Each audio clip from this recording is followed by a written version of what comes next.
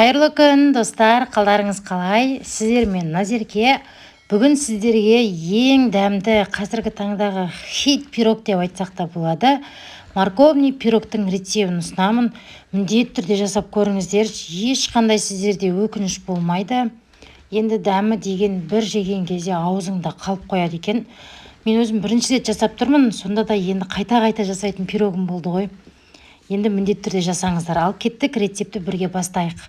Ең алдымен біз қамырын дайындап аламыз. Ол үшін бөлме температурасында тұрған 3 жұмыртқамызға қантымызды қосамыз да жақсылап тұрып миксерлеп аламыз. Миксердің ең жай жылдамдығынан бастаңыздар.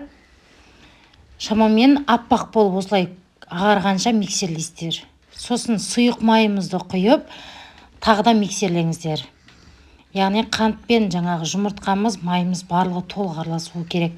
Сосын осылай үкіштен өте майда етіп, сәбізді өткізіп алыңыздар, майда болған жақсы. Бір ас қасық корица қосыңыздар. Негізі міндетті емес, бірақ қосыңыздар, бар болса. Дәмі деген керемет шығады.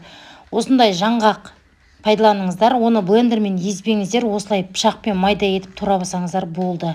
Жақсылап араластырып, ұн қосатын боламыз. Електен өткізілген ұнды бірден қоспаймыз, 2 бөліп қосамыз. Және де ас содасы мен разликитель, қамыр қопсытқыш қосыңыздар, міндетті түрде. Барлығын жақсылап тұрып араластырып, ұнның екінші бөлігін салып, тағы да жақсылап араластырып алыңыздар. Осындай қамыр шығады бізде, керемет қамыр шығады. Начинкасына творожный сырға қант, 1 жұмыртқа саламыз. Блендермен жақсылап тұрып араластырып алыңыздар. Миксер емес, блендермен араластырыңыздар. Қамырдың сұйықтығы осындай болады, видеодағыдай.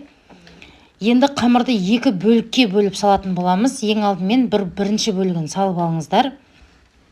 Осылай лопатканың көмегімен орналастырасыздар. Менде 4 бұрышты форма, сіздерде домалақ болса да бола береді. Одан кейін пергамент қағазын төсеуді ұмытпаңыздар, және кольцо жылдам қимылдап кетпесін. Сол жағында қадағалаңыздар, себебі бізде сұйық масса ағып кетуі мүмкін. Формаға орналастырып болғаннан кейін начинкамызды орналастырамыз екінші бөлікке. Қараңыздар начинкамыздың қоюлығын.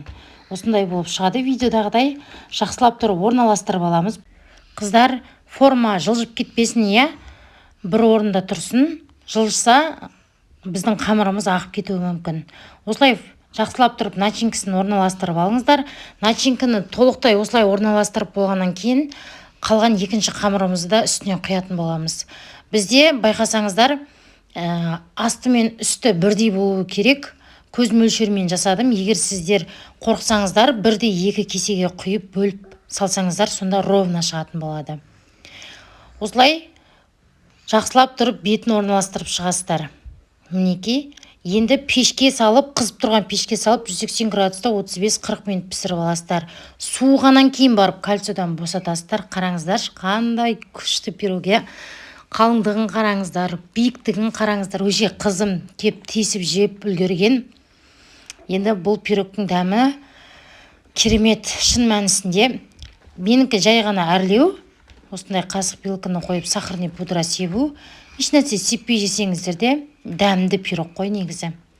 Жұмсақтығы деген айта алмаймын. Үлпілдеп тұрады, үлпілдеп кәдімгідей.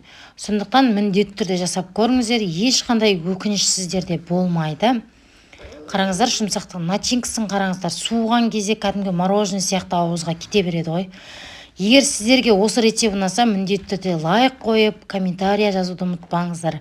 Каналыма тіркеліп, мені де қолдап қойыңыздар. Жаңа тегін мастер-класстар міндетті түрде салатын боламын.